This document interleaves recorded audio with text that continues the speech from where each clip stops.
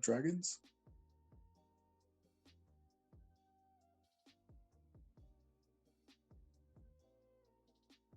I just think it's cool that they're adding like more types of dragons because I know chromatic and metallic are like the big ones that people recognize, but I like there being like niche or different types.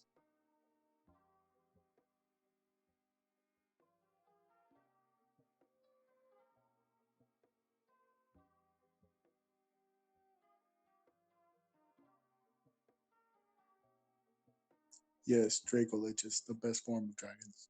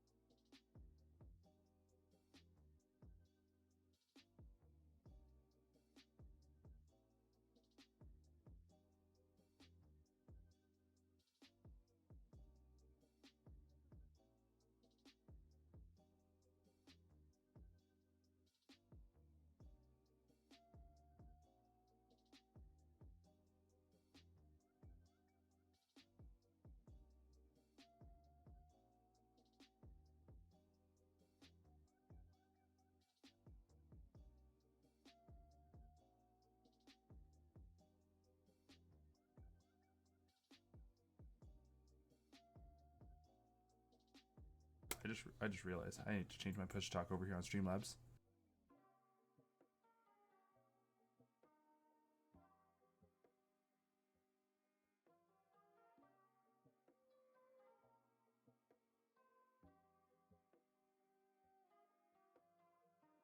There we go.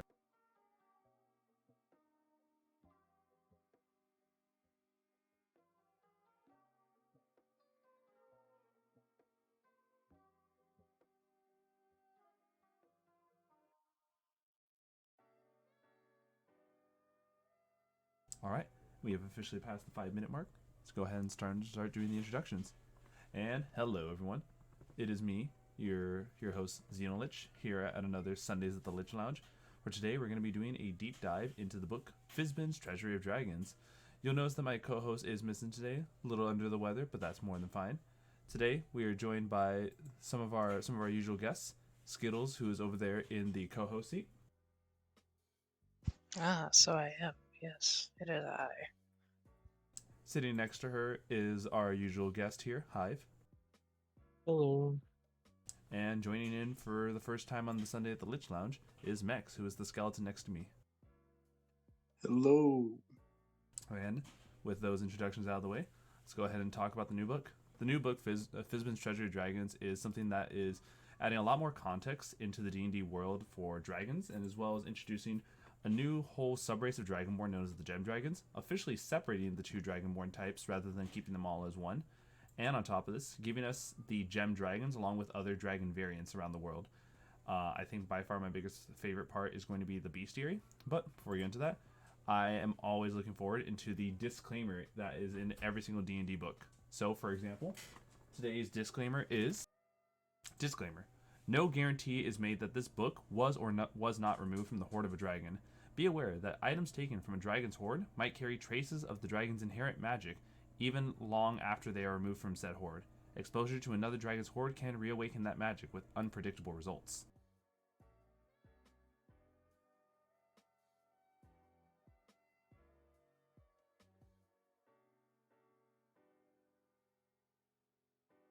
Mm. And so the first part of the book is definitely going to be explained about the elegy for the first world. The Saturday group and the Tuesday group is already aware about this. It is a section of the book that details essentially what is like a multitude of verses that go over the creation mythology, as though it was with Bahamut and Tiamat being the creator entities, and as well as the mention of Sardior, the ruby red dragon god for the gem dragons. It gives us a lovely image for the constellations that is the two dragons, as well as a good explanation as to why Tiamat is in her evil ways and why Bahamut is such a benevolent god. But overall, this book, while the first part can definitely be summarized as the summary of the book as well as the elegy, there's also a huge part in this that it explains how dragons work in the different settings of the world. But by far, I think one of the most important and crucial details is dragon sight. With this book, D&D is essentially explaining how everyone who's played is already familiar with like the different planes of existence. But what this book is introducing us is multiverse theory. So there are a multitude of different universes that the material plane has duplicates or near duplicates of, and dragons that unlock a unique ability called dragon sight essentially enter this avatar state of mind where they have connected to their other lives in the other multiverses. What do you guys think about that? Cool. What was that, Hive? I couldn't hear. So that's kind of cool. Sorry, my mic wasn't No, pointing it's all- towards me. It's all good. It's all good. What about the rest of you guys? Anything you guys can think of when it comes to like this new multiverse theory that's coming from D&D? Hasn't there always been a multiverse? Technically, As far as we understand, there have been the understanding that there are different settings, and that in old Spelljammer stuff, you could leave like your universe like by going out into physical space and leaving like when you reach the edge of your known universe, or I think it's galaxy. And It's a big difference between like planes of existence versus multiverse versus your known universe. When it comes to Spelljammer, it works as if we were like us in real life. We're a spacefaring society. We would go out, we would explore the universe as we know it. That doesn't necessarily take us off of the plane of existence that we're on. So multiverse theory, in effect, is like Into the Spider-Verse, where there are multiple universes that are parallel to our own that are very similar, if not the same, with very few or minute changes to it. okay. Exactly. It's definitely going to be really cool, and we're going to see a lot more details about the different dragons and their echoes, as they are referred to around the different multiverses. But a bit of I guess the next section that we're just going to try to breeze through, because this is probably the most well read through part of the book, is the character creation. We already understand how to create a character. We understand that the chromatic, metallic, and gem dragonborns are all now a thing. Chromatics have a new ability to become immune for 1 whole minute to their resistance type. Gem dragonborns have psionic minds and the ability to manifest spectral gem wings at 5th level. And metallic dragons, along with their innate breath weapon, can now choose at 5th level either an enervating breath or a repulsion breath. Repulsion breath pushing creatures 20 feet away and knocking them prone, and enervating breath making them have to make a con save or become incapacitated until the start of your next turn. And then from there, subclasses. The way of the Ascended Dragon got a little bit of a nerf where its aura has been reduced from 30 feet to 10 feet with no increase. And the Drake Warden has been buffed, or I guess tweaked in the way is probably the better way of saying it, where the Drake now will traverse from small to medium to large rather than instantly from small to large. Though for this change, they have removed the swimming speed that the Drake companion gets. And they even added in new feats, but as we're already aware, I think the primary thing about today is going over the overall book rather than reading into each individual feat. Do any of you guys have any thoughts so far, though, on the Gem Dragon, or sorry, on any new Dragonborn characters that you guys have made or even thought of? What was that question by me again? I guess, let me pick your guys' brains. Have you guys encountered or thought of making any new characters involving the new subclasses or even feats or subraces? I thought about it when this was still when we were in the first homebrew. Gym Dragonborn thing kind of surfaced. That's right. That's right. And I It's was been like, that long, damn, huh? it's like, damn, that's so cool. I was thinking about it, and I remember saying, yeah, my character in the next homebrew is gonna be a Gym Dragonborn. Look at me now. I kind of forgot about them, not gonna lie. During that whole process, and then I was like, fuck, this shit's kind of cool. I mean, maybe if Gordo dies, I don't know if that'll happen. Hope not. He's already died once, technically. Right. Next time it's definitely gonna be a for real thing. Maybe we'll bring him back as a dragon. But Back as good Dragonborn. right. He grew new gems and and floating gem horns. All of a sudden, he realizes the struggles that was Nargroth has to deal with and is immediately poached. Noble boy.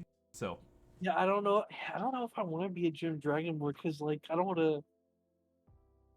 I don't know if I'm going to be so secretive about it because it's so cool.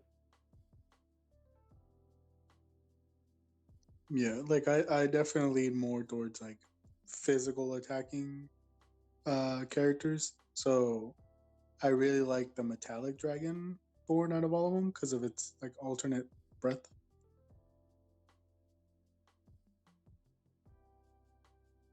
oh wow. Oh, yeah, the breath weapons. Yeah. I was gonna say as well, as is well pointed out, they've also added in some new dragon magic into this book.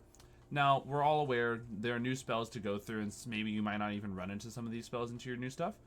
Magic items, probably a little bit more than likely to interact with, but the things that are really unique are horde magic items as well as draconic gifts. For example, horde magic items are based on the age of the dragon whose horde it was. Sumbering horde items can be applied to any age regardless. Young dragons produce stirring horde items. Adult dragons produced wakened horde items, and ancient dragons produced ascendant horde items. So, for example, there's horde item quirks that could be happening. Like if we roll a simple D8, you can even make it that the items bearer gains the swimming speed equal to the walking speed, or the items bearer dreams of a dragon whose horde the item last steeped in. Though, let's take a look at, for example, a dragon's wrath weapon. This is an example of something where, when slumbering, whenever you roll a 20 in your attack roll with this weapon, each creature of your choice within 5 feet of the target takes 5 damage of the type dealt by the dragon's breath weapon. Then from there, you get to some really interesting stuff like stirring. The stirring weapon has a slumbering property. In addition to the +1 on attack and damage, on hit, the weapon's damage deals an extra d6 based off the dragon's breath weapon. Then it gets even crazier because at Waken, then all of a sudden the bonus is a +2. The extra damage is 2d6s. And as an action, you can cause a 30-foot cone of the dragon's breath attack, which is now 8d6 of damage. Once per long rest, you just have an 8d6 breath weapon. And then finally you get to Ascendant, which is, it's now +3. The extra damage is now 3d6s. The cone went from 30 feet to 60 feet, increasing the DC from 16 to 18, and the damage is increased to 12d6. It is fucking nuts how you can get a dragon's wrath weapon upgraded through these different states of being. I think it's pretty cool. It also gives because looting from dragons is already something that a lot of people are like, oh, we just went through a hard fight, let's hope we get something cool. I think this is like the extra reward, especially if you're facing like one of the lot tougher dragons. 100%. And like that's not even talking about, like, I'm only going to talk about the last upgrade for the second item, which is the dragon touched focus. So like, hey, it's any spellcasting focus, right? Oh, that's pretty cool. They're giving some of these spellcasters. This is until you took a look at the legendary property, which is the ascendant focus has the slumbering, stirring, and wakened properties. In addition, when you cast a spell of first level or higher while holding this focus, once per day, you can treat it as if it were a 9th level spell. It is that's fucking ridiculous. It was like, yeah, technically I have 2 9th level spell slots because of this, even though I only spent 1 first level spell slot. Yo, that 9th level healing word. Oh my god, right? Or just masking the word 9th level. It's like, I don't know how this works, but 9th level good berry. Oh, fuck me. That'd be fucking It's crazy. just like a truckload of berries. Every level increases the weight quantity until it's like, what's that? Fear the tsunami of 9th level goodberry. I think that's cool because it it definitely adds a lot of versatility and helpful. Now you don't have to be like, I gotta hold on to my spell slot for like one moment in the campaign. Yeah, the fact that it's a once per long rest thing is a huge incentive to like start. Like, don't worry about like wasting that 9th level spell slot. You can definitely like treat a first level as a 9th level once per day.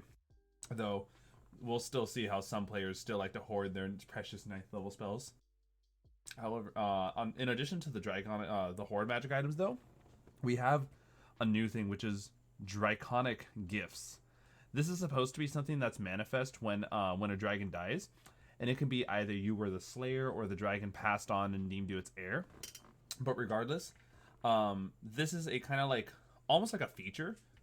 The draconic gifts have their visual markings, such as, for example, one of your character's eyes can match the dragon's eyes or scales, or even a mark like a stylized dragon's eye or claw appears on your body. Regardless of whichever one, though, same thing as the horde items. The age category determines the rarity of this draconic gift.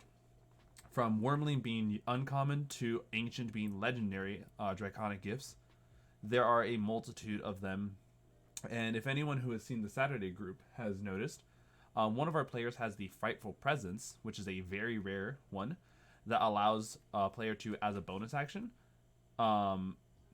essentially do the Frightful Presence ability that dragons bear, causing the frightened condition for a minute. It's based off your charisma, and you can use it a number of times days equal to your proficiency bonus, which is overall good.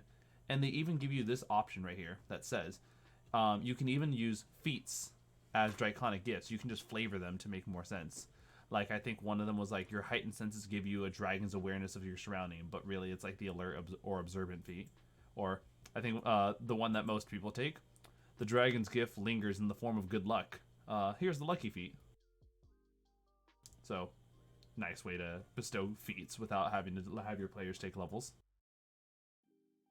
I mean, just from the way you describe them, I think I like them more than the dark gifts, like at least aesthetically, because it helps you, like mechanically it helps you, but I feel like it also helps you, I guess, customize your character, because you'll be like, well, now my character has, like you said, a dragon's eye, or like they have a claw of a dragon or something. Could you imagine? Yeah, like the whole point of the dark gift was to have that double-edged sword, though, so they're still good in their own rights. And definitely way more varied and powerful. 100%. The dragon gifts definitely feel more like, magic items that don't require attunement, though the actual like taking of them is probably harder because it involves the dragon's death. But could you guys just imagine, it's like one eye is the dragon's eye and the other eye is the eye that's represented by your dark gift. So someone meets this character and is like, what is it? What's wrong with you? I have met the death of my great master, as well as made a deal with a dark entity. I am truly edgy. Fear me. But this is by far the part that I know we've all been excited for. There is a section that involves how to have dragons in play, both how to visualize your dragons, how to have them, how to go through their lifespan, their reproduction, the death of a dragon, even the theros that they do when they die, followers, encounters, and campaigns and adventure hooks that you can all really go for. But we are going to preface this section with a bit of bit of ingenuity on our part. We're actually going to the Draconomicon section of the book and going to go over a few of the dragon types to better explain not only how these dragons would work and play, but also taking their personality traits and ideals that are there. We can then each make our own unique dragon. I'll start off with the in alphabetical order, skipping mine, the Shadow Dragon. So, Fizban, there's a lovely quote from Fizban in all of these, and so I love this one right here. In order to see a shadow, one must look in the opposite direction of the light. The same can be said for a shadow dragon. And so it explains, here's some shadow dragon personality traits and ideals.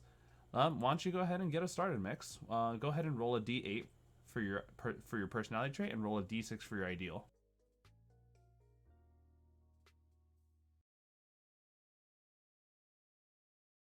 All right, I rolled a 3 on the d8. All right. That will get you. I am constantly calculating my next move. If I'm not at least one step ahead of my foes, I'm a step behind. And then go ahead and roll your d6. I rolled a 1 for the d6. Ooh, merciless. Life doesn't offer second chances, and neither do I. So, right off the bat, we can easily see like it's probably a better explanation as to why they're like very calculative due to their their merciless nature, both on themselves and on others. But shadow dragons, you can definitely see like they're definitely they're the shadow touched, so there's an innate desire to be evil among them all. You can even connect them to different creatures based off their age. So for example, how old do you want to make your shadow dragon? Wormling, young, adult, or ancient? Let's go with adult. All right, so roll a d8.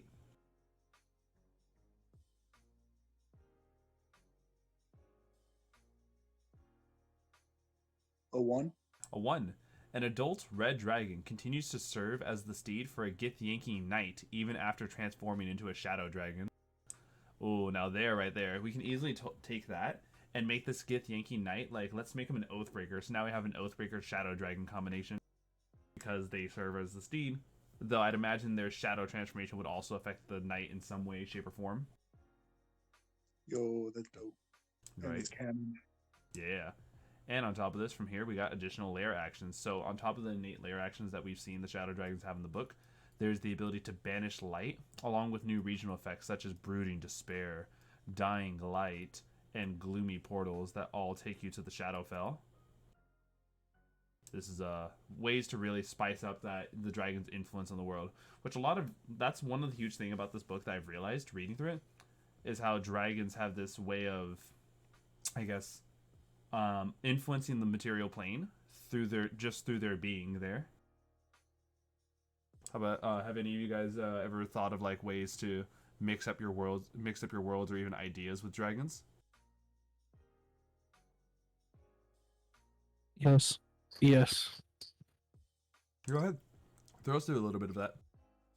Well, the Friday game, you haven't met them yet, but there's a good amount of dragons. Oh boy, can't wait to encounter them. What's by far one of your favorite things when it came to, like, I guess, thinking about how to run these dragons in your world? I guess without too much spoilers, if that's what you're worried about. I would say, like, obviously a lot of dragons kind of think of themselves as higher than other beings, and there's definitely some of those, but there are others that are more, I guess, aligned with the populace, you could say. That makes sense. I think I remember hearing about this, that like it's kind of in the same regard of how elves revere themselves as higher than like other mortal beings. It's a lot, in fact, due to their lifespan, and dragons are no exception to this. Being able to live like near, millennia, multiple millennia, even multiple millennia and centuries. So like the concept of like time and age just really doesn't affect him. And I think one of the crazier parts is the fact that dragons, unlike mortals, get stronger as they hit like their twilight years. So just imagine, it's just they all die at the same age, but I keep getting stronger. Yeah. On top of this, let's go ahead and take a look at these Shadow Dragon treasures. Shadow Dragons retain the preference of their original form when it comes to treasure. With each passing year, though, the more lustrous objects in their horns begin to instill a source of revulsion in the Shadow Dragons, much as sunlight does. Gleaming coins and shiny baubles sicken and anger them, and they blunt and tarnish these items to make them easier to look on. Ebony, onyx, and similar dark-hued valuables bring Shadow Dragons no particular joy, but they aren't as inherently repellent as silver and platinums and diamonds. So the darker the better. Let's go. But you want to go ahead and roll us a d10, see one of your art objects that's in your horde mix. A 4. All right. A series of fine charcoal drawings depicting the royal lineage of a prominent drow house. Who knows? Maybe the dragon is very what would you say is the story as to why the dragon has that drow painting? Well, we put that he was he had a Githyanki rider, right? Mm-hmm. Still, and he's still in service too. Yeah, I feel like on his Githyanki's travels to fight mind flayers, which like to be in the Underdark, I feel like it would make sense he would run into some drow. And I mean, if you're a drow and there's a giant shadow dragon in your face, you might want to bribe him, even if you are a drow. Fair enough. Drow, I think, can still understand when their match. In comparison to other mortals, they're better, but in comparison to the grand scheme that is a dragon, oh, that's a whole nother story. But with your ideals and personality traits set, we're going to go ahead and head on. We'll come back to you when we go to the actual physical characteristics. But next in alphabetical order is the Silver Dragons. So, Skittles, for this, we're going to go ahead and ask you to roll a d8 for your personality trait and a d6 for your ideal.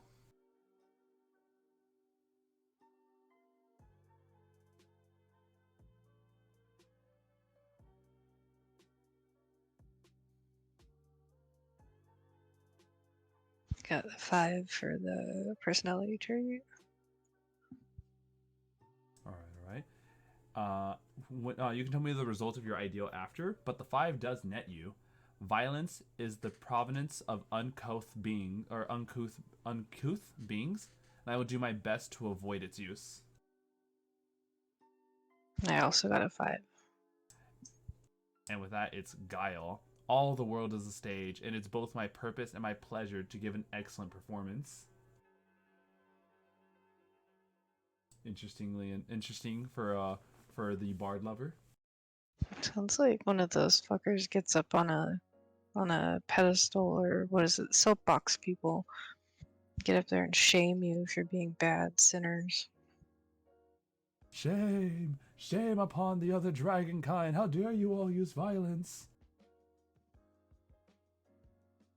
One thing that's interesting I'm noticing here is that Silver Dragons' spellcasting changes throughout their ages. So let's just go ahead and see this. How old do you want your dragon to be? Young, adult, or ancient? I don't know. Did you read their little blurb? Let's see. Oh, I almost forgot the Fizban blurb. Silver dragons are the best kinds of dragons. They just get it, you know? We'll go with ancient. Alright. So, ancient spell save DC becomes 21, and the spells known become Beacon of Hope, Calm Emotions, Hold Person, Polymorph, Teleport, and Zone of Truth. A lot of like enchantment stuff here. But with that, there's definitely adventure hooks and stuff to look through. Though in similar fashion to mechs, we're going to go ahead and have you roll a d6 for the connections. And since you said ancient, we'll go ahead and see you roll a d4.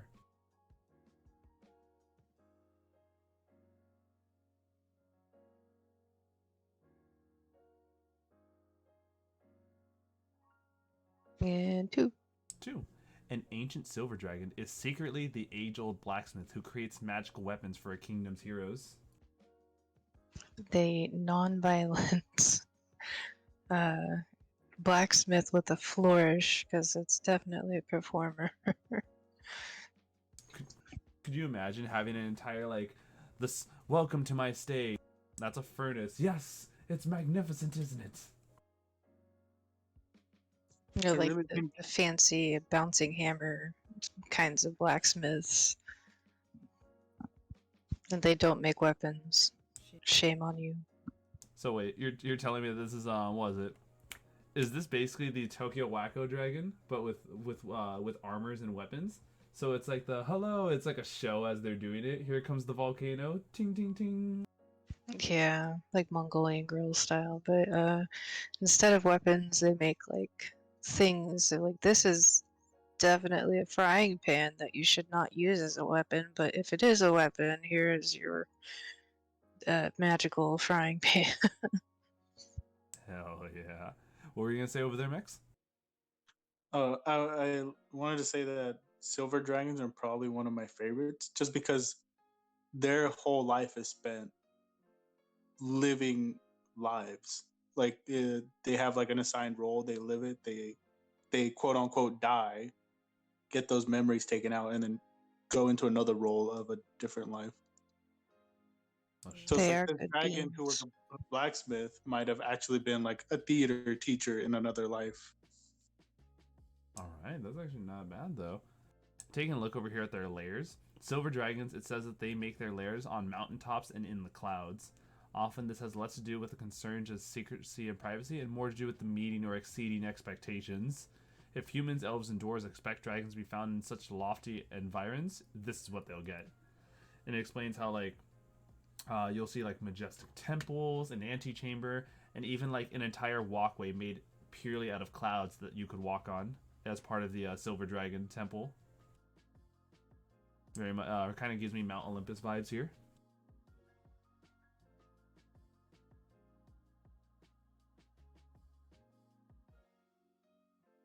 As well for my guests, I have started screen sharing it to give you guys a visual understanding of like what's happening here.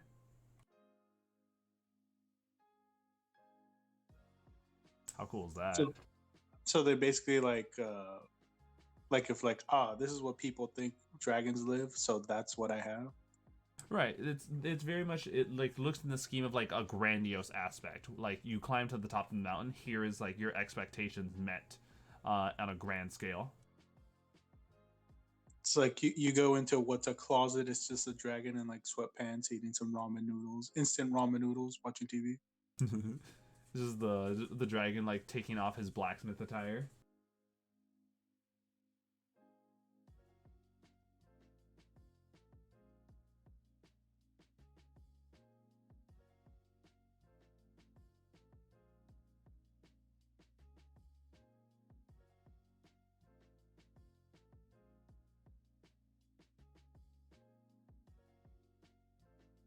Hold on, guys.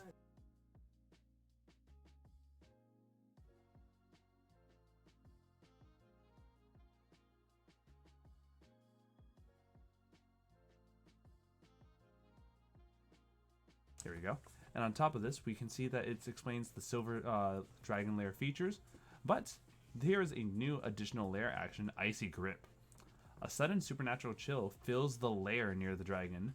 Each creature of the dragon's choice that it can see within 120 feet of it must make a con save or be restrained until initiative count of 20 on the next round.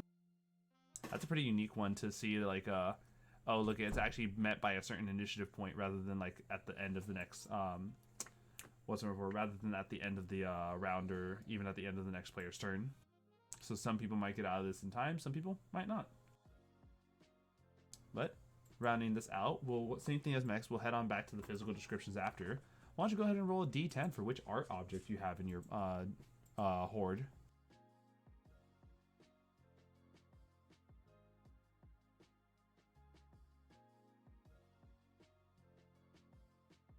I rolled a 1. A group portrait of nobles set in a faded mahogany frame, one corner of which is etched with signatures. Mahogany. Mahogany. Yes, I think one of the things that this is probably play very well to the whole royal blacksmith in the kingdom story. So it's like, oh, this could be like the signature of like people that you've like helped, or even the nobles that you were in service to. But as we head on from silver, we make our way to the last dragon that our guest wanted to select from, the Topaz Dragons with Hive.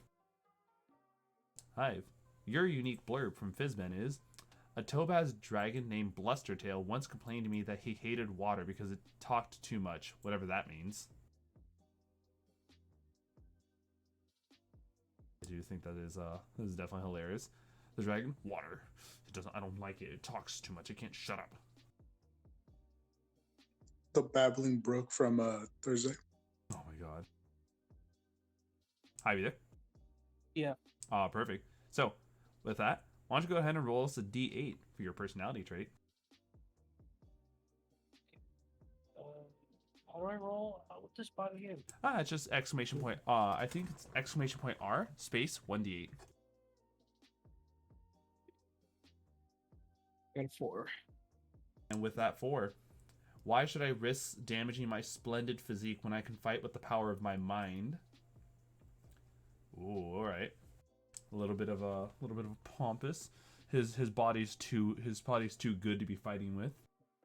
And then let's go ahead and roll this D6 for this ideal.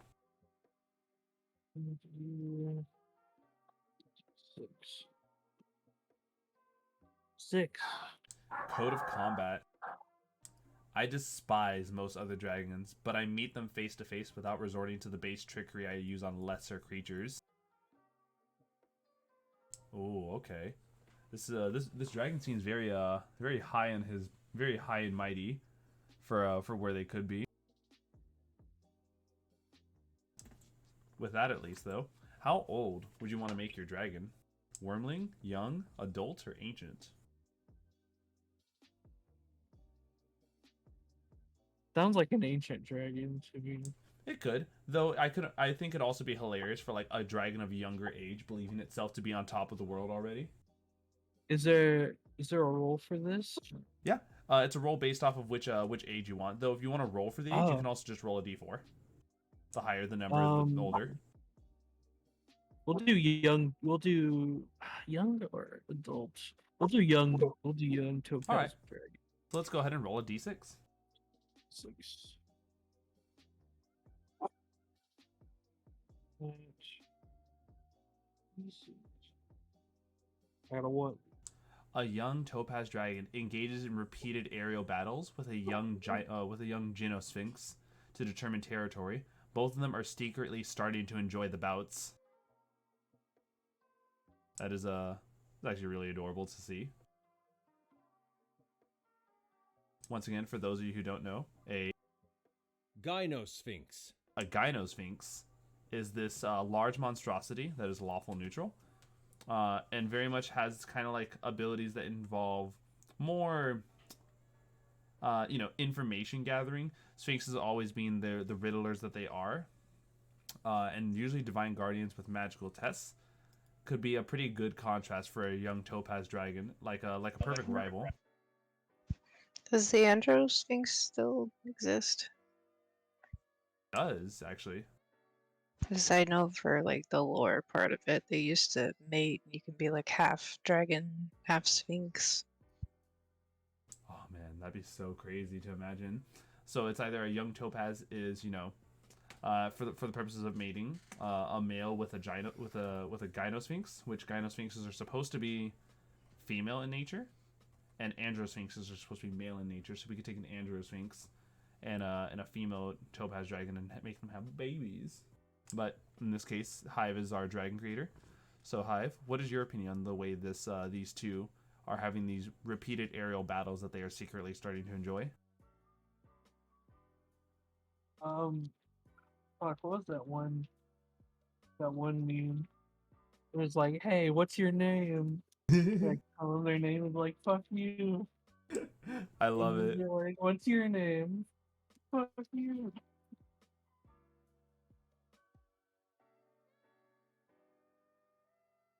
There it is. I found it. It's the "What's your name, Tony? Fuck you, Yeah. Tony."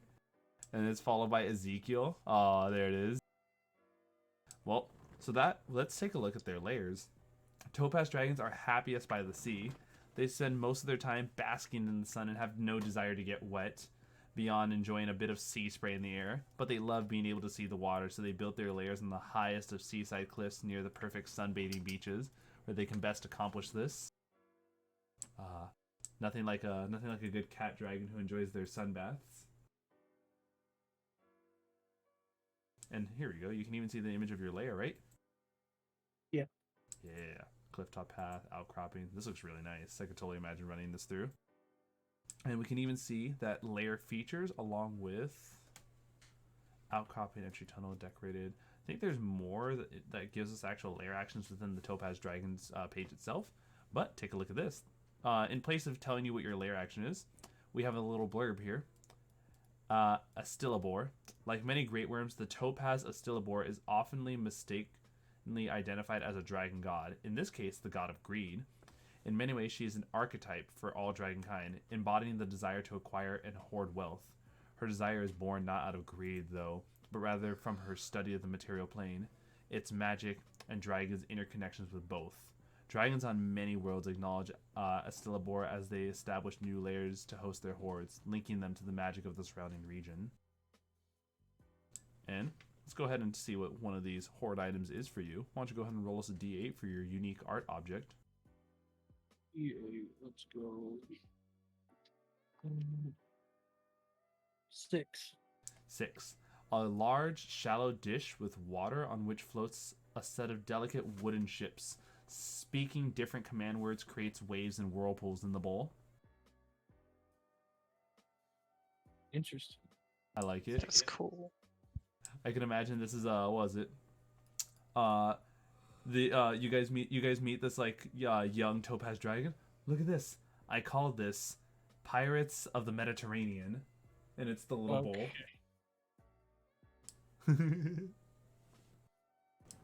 So anyway, we're not going to be paying attention to that part in the homebrew world yet. That reminds me of Aang when he does his little marble trick. Oh my god, right? Here though. So, with all of your guys' done, the one that I would want to have done would have been a deep dragon. The Deep little blurb for them. dragons. There is a deep dragon saying that translates roughly to thorough is as thorough does, but more literally, uncover every last stone. Every last stone sounds exhausting. And so, let's see what I get from my personality traits. Let me grab... Well, I have like a bunch of stuff right here. Let me quickly grab a D8 and a D6.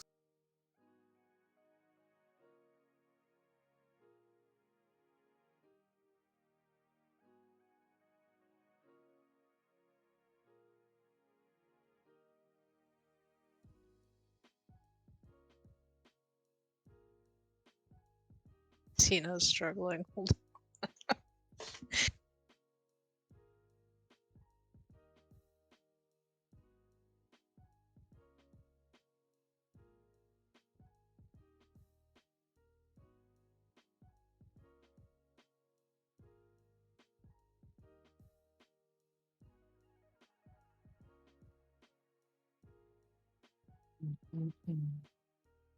Anyway, here's some smooth jazz. I hope you guys are enjoying the background music.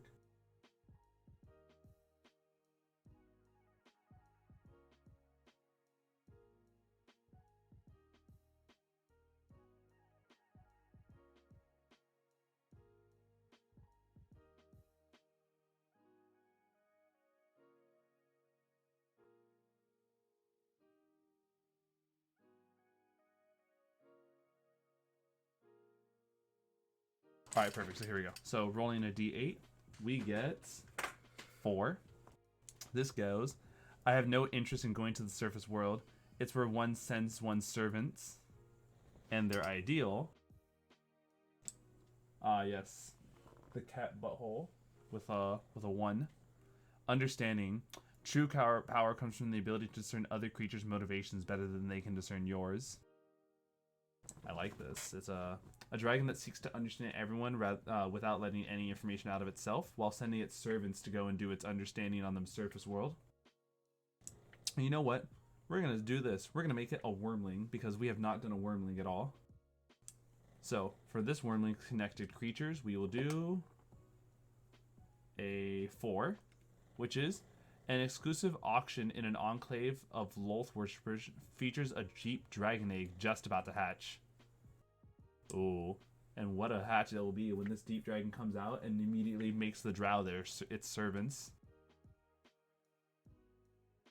And then on top of this, taking a look at deep dragon layers. There's no image for this. I'm just going to go ahead with the verbal description.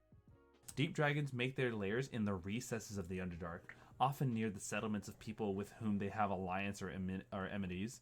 Their lairs are highly individual. Some are woven from networks of living fungus. Others are built upon the ruins of ancient cities or carved into caves near underground lakes. Deep dragons' lairs serve as bases for the dragon's explorations, as well as proving safe passage for their hordes. When these curious creatures are away from home, searching out new environments and seeking vistas, they usually leave their lairs protected by servitors, allies, magic traps, or some combination of these protections. And so you can see deep dragon lair features such as connecting passages, a reception hall, a horde chamber, an underground river, and a guest suite. Clearly a dragon that's much more of the manipulator with its minions rather than the grandier. A what chamber? A horde chamber. Okay. I know. Anyway, this is the not safe for work part of the deep dragons where they have a horse. But, wow, I need a D12 for art objects. I think.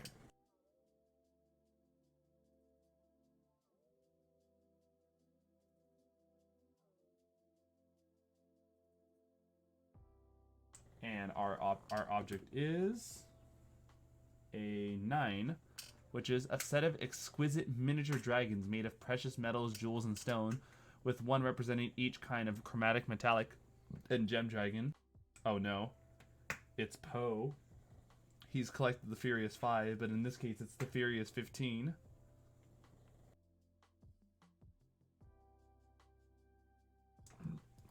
And so, with all of those understandings of our dragons, I hope you all have remembered your dragon, because it's time to roll for some appearances. Starting with Mex. Why don't you go ahead and roll a d20 for a unique appearance on your dragon?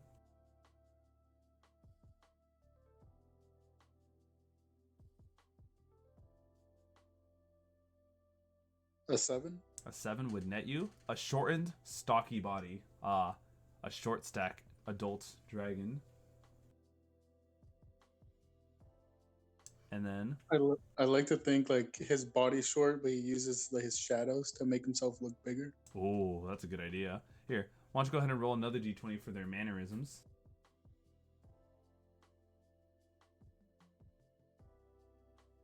A 1? A 1. They rotate their head from side to side when listening or speaking. Interesting, interesting. Let's go ahead and do a d10 for the bond.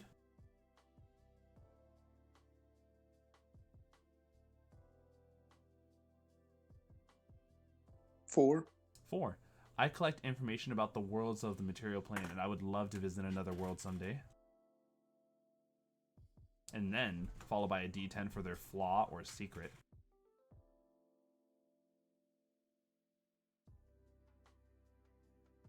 Eight.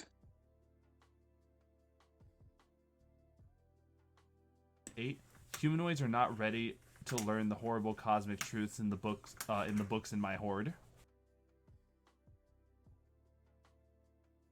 I like it. It's a dragon that always has to plan ahead.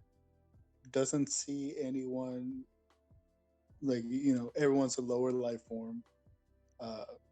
Is short, so he has a Napoleon complex and wants to get out of this world because, again, he doesn't like any other humanoids because of the secrets that he knows.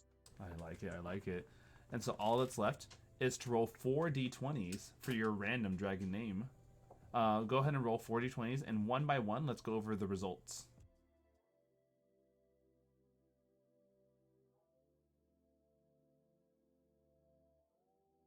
Okay, the first one's a 17.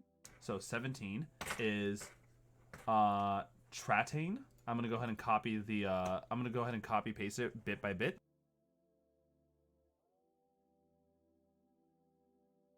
The second one, 16. 16, which is Thrax. Next, 1. 1 gets us Akan. And then 15.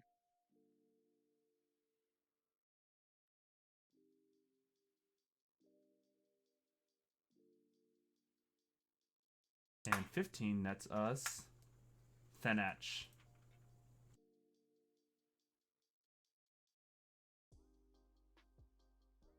And so your dragon name is being posted in stream VC text. And just to be sure, let's go ahead and see. Why don't you as the dragon's creator, figure out how this is pronounced? All right. Trithan, Trax, Akan, Tanach. All right. Now let's try to get it all as one word. Let's see. Like imagine like you are the dragon, and you're using this word to intimidate the adventurers.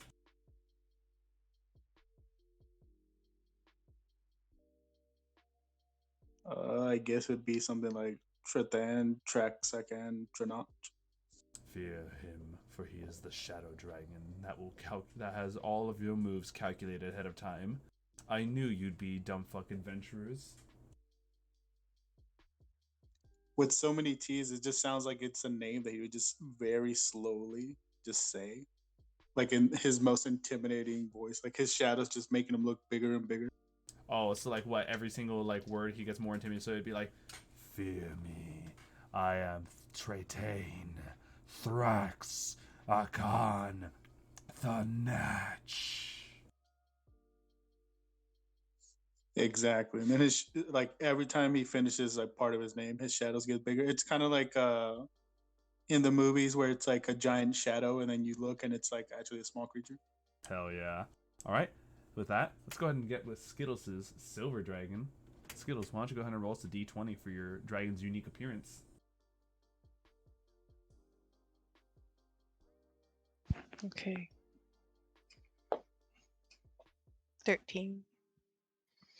With a 13, we get crouched predatory posture like a stalking cat's. From here, why don't you go ahead and give us your mannerism? 18. 18. Manifest small signs of the breath weapon, such as exhaling smoke rings, setting arc lightning dancing over teeth, or blowing acid bubbles. Silver dragons are cold breath? I'm trying to remember this.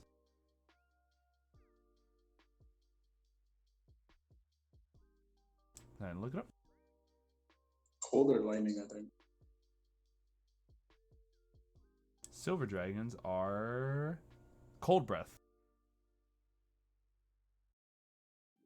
So how? It's just like frosty breath with little snowflakes every once in a while. Ooh, I love that idea. So it's like you can see this like it's like once again it's a physical appearance that they're almost always in this like stalking cat position, and it's like you can see like with the small breaths they take. You can see like the snowflakes leave their their nostrils and mouth. From here, let's go ahead and see what your dragon's flaw or secret is. Roll a d10.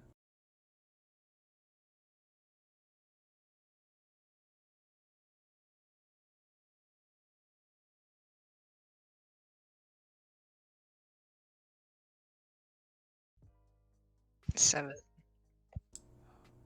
Ooh, another dragon has sworn to find and destroy me. So, oh, hold on, I almost forgot. We need to create your bond. Please roll another d10.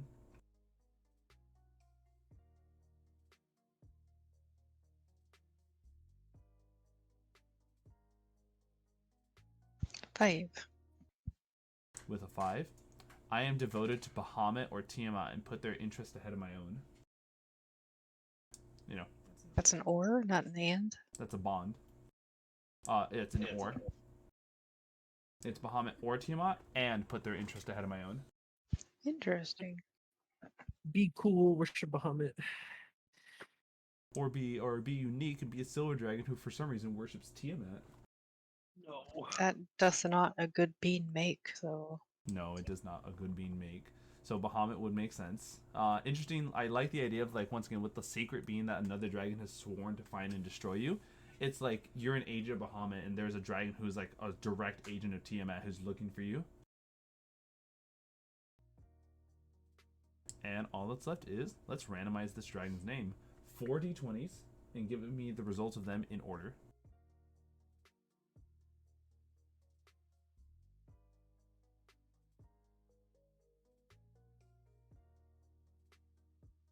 Are they 14? 14 gets us... Right, I have the first part. 8.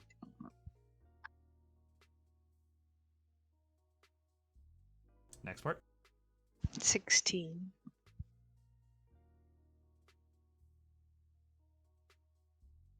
And 4. All right, and with 4 right there.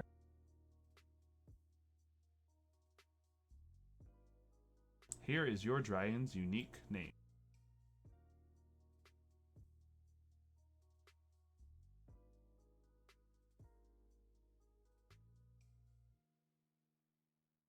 And so, there in Stream VC text is your dragon's unique name, Skittles. Why don't you go ahead and try to pronounce it?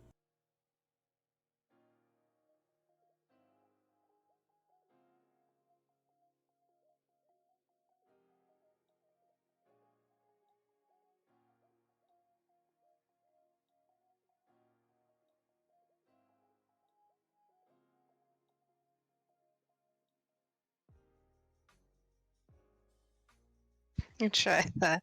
Right. Belarithringolos. All right, there we go.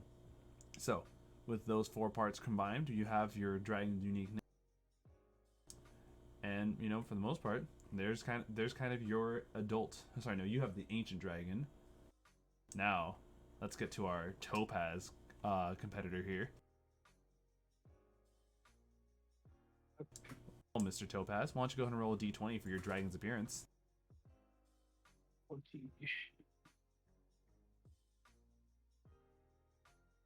Oh. 1. Draconic letters or symbols are engraved on prominent scales. Cool. All right. Let's get your mannerism out of the way, d20. 7. With a 7, you constantly fiddle with the tip of your tail. D10 for your bond.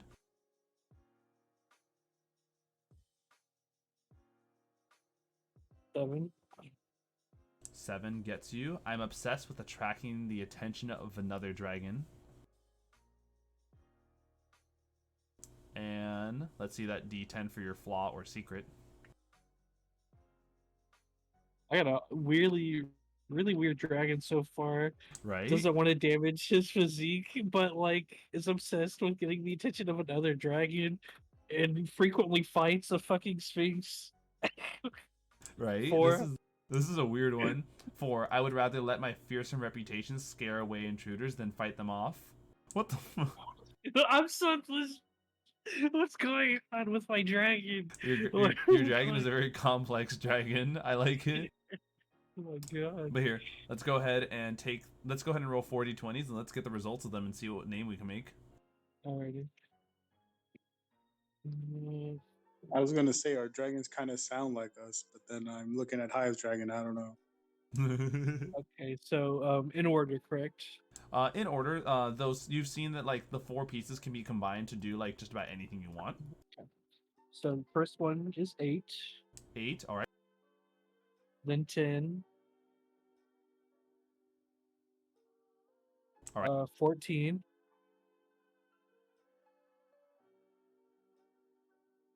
And then 1. All right.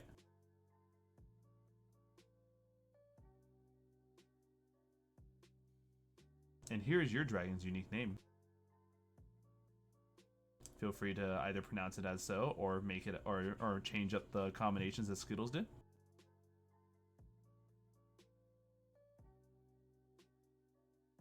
Lothor's Serixale? Or Serix. Damn, that last part. Right. Well, here, why don't you change it up then? I think Serixlay. I think the A feels silent. Serixlay. Okay. Gal Lothor Serixlay. Serixlay. All right, I'm digging this. And to wrap things up, I can go ahead and run my appearance table as well. Let's see this. For my deep dragon. My deep dragon is draped in some semblance of clothing from a stole to a full robe. They have sharpened claws or horns on nearby stone surfaces. Oh, sorry, they like to sharpen their claws or horns on nearby stone surfaces. From here, they have a nearby person intrigues me with fascinating questions and bizarre ideas. And their big flaw or secret is that I am terrified of the creatures from the outer planes, especially Modrons. Man, fuck Modrons. They scare the shit out of me. But seeing as how the dragon's name element is going to go, I'm going to try to do this in one go. So first, I also got Eros. I got Valos. So Eros, Valos, 11. Eros, Valos, Morn. And lastly, 9. Eros, Valos, Morn, Kerin. Hello, I am Eros, Valos, Morn, Kerin. Pleasure to meet you. And that is what it is to customly make your own dragon. This book carries a lot more information when it comes to like how dragons' lairs and hordes can work, to terrain changes, weather changes, even like the way the cosmic alterations work with dragons' hordes, how dragons' lairs can actually influence powers when left alone, or I think one of the most interesting aspects, how a horde curse can be taken into effect. And we're all aware like, oh, why don't you just cast remove curse? It says, in general, ending a curse on a dragon's horde is not as simple as casting a single spell. Magic can offer temporary respite, such as remove curse, stopping it for 1 hour, or greater restoration, only stopping it until you take a long rest. You would have to do like some convoluted way to bring back the balance from the curse of a horde you've stolen from, which is really fucking cool. I think it'd be interesting. Like, let's say you have the curse where like a part of your body turns into like draconic in a way. Every time you used remove curse or greater restoration, it would change what happens. So like one point it'd be having a dragon's eye. You use remove curse. The next time it'd be having a dragon's foot or something like that. Right? Oh my god. Fucking Polar Grim Adventures of Billy Mandy. And even to the point where like, imagine, let's say in the event of like the dragon that died, we could easily make it that like the dragon is slowly coming back through the curse, or even worse, you become a servant to the dragon. But I mean, what are your guys' thoughts on just the book overall? I think by far my favorite part is the customizing a dragon, though the layers and hordes is another huge section in itself.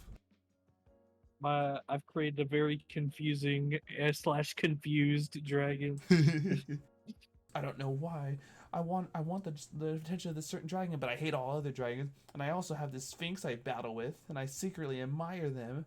Ooh. I like the customizing part. I like it because like if someone's running a campaign where multiple groups are running, if they encounter the same dragon, depending on how a certain group reacts to the dragon, might change its personality or add to it. Right. This book really is adding a lot into the dragons themselves, and it's by far, like, I think of the 5th edition books that came out this year, it's probably my favorite. Wild Beyond the Witchlight was really fun, and I love the idea of the Feywild coming in, but man, you can't have Dungeons and Dragons without dragons, and I think this book really does a good job of bringing them into the further light. Though I do have the original Draconomicon available to read. The original Draconomicon is fucking crazy, by the way. Like Skittles was going over with me how like there's like smoke dragons, ooze dragons, the dragons of the different elements, along with like rust dragons and stuff, and it's just crazy how all of this can exist. But we have officially hit our hour mark. I do hope you all enjoyed what you saw here. If you enjoyed today's content and wish to support what we do, feel free to follow and subscribe on Twitch. For any more stream notifications, possible chance to participate, and even content polls, follow my Twitter, join the Undead Legion in Discord, and for any VODs of today's episode, check out the Xenolich YouTube channel. And of course, don't forget, tomorrow is what potentially could be the last session of the Monday Boys Out of the Abyss campaign. Mex will definitely be there, showcasing what was the Drake Warden before the official book came out. So don't forget to come on in tomorrow and check out the finale. With that said, let's go ahead and wish everyone a good night. We'll catch you all next time. Bye, everyone. Bye bye.